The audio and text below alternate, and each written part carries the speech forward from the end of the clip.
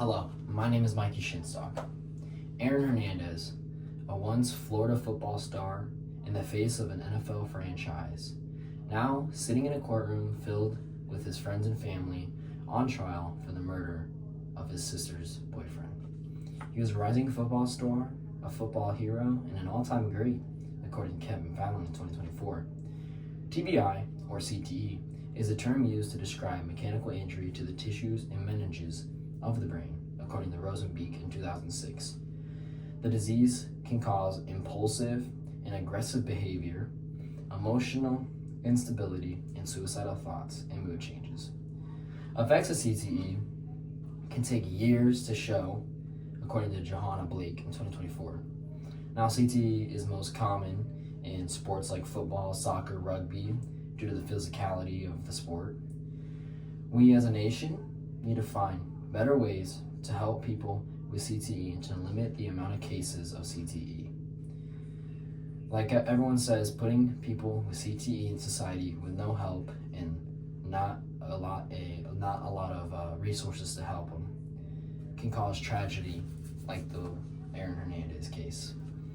In this speech, we're going to talk about the problems of CTE, what causes CTE, and finally and lastly, and most importantly, some solutions that I've thought of that we can try to put into action so that we can limit cases and protect people's brains and protect lives. Now, the first problem is obviously the mental and physical sides of problems. Beginning with the mental side is trouble with memory. You can experience problems like suicidal thoughts, as many football players say that they struggle with when dealing with CTE. Research shows people with CTE may be at an increased risk of suicide, according to the BBC in 2008. From 2000 to 2012, there have been over a dozen suicides by current or retired NFL football players, according to Nikki K in 2016. Another problem is a head injury or personality or mood changes, according to Robert Stern.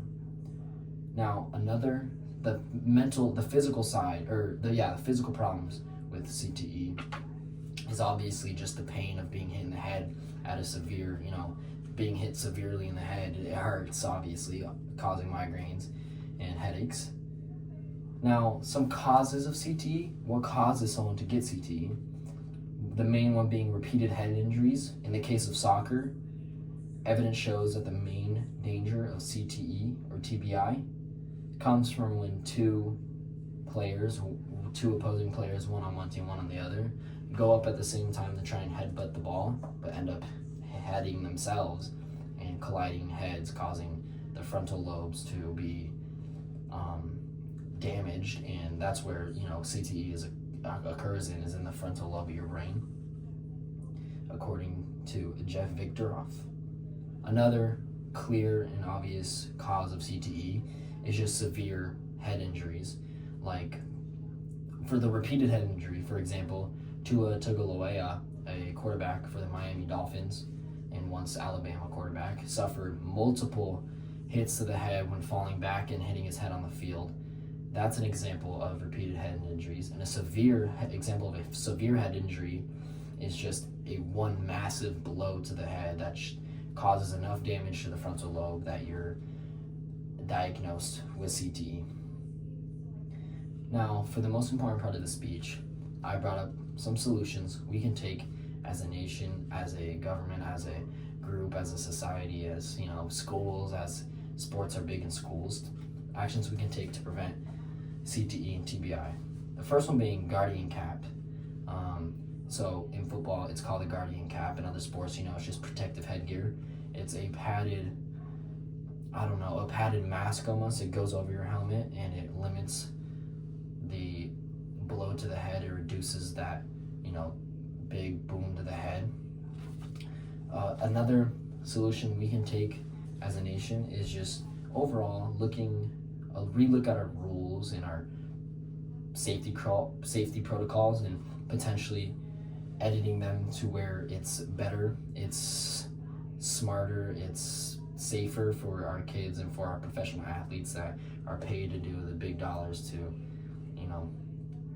entertain us. And so we as a group we as a, society need to make sure that they're protected and well, and maybe even rule changes if that is necessary. If there is too much of something or too little of something, maybe we need to edit some rules and fix that. Another solution, developing effective sport-related concussions preventative measures depends on increasing our knowledge of concussion rates, patterns, and risk factors, according to Luke Goetzl in 2007. So like Luke Goetzl said in 2007, that is just basically saying we need to just up our knowledge on the entire idea of CTE and how a concussion occurs, and if we can look at the patterns and the rates, maybe we can limit the amount of cases of CTE and TBI. Former players actually experience more issues mentally and physically, obviously, before they play football than after, when they are done playing, according to Sam Walton in 2022.